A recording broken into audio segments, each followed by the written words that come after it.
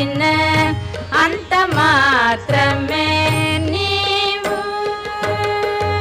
ఎంత మాత్రమున ఎవరు తలచిన అంత మాత్రమే నీవు. అంతరాంతరములంచి చూడ పిండంతే నిప్పటి అన్న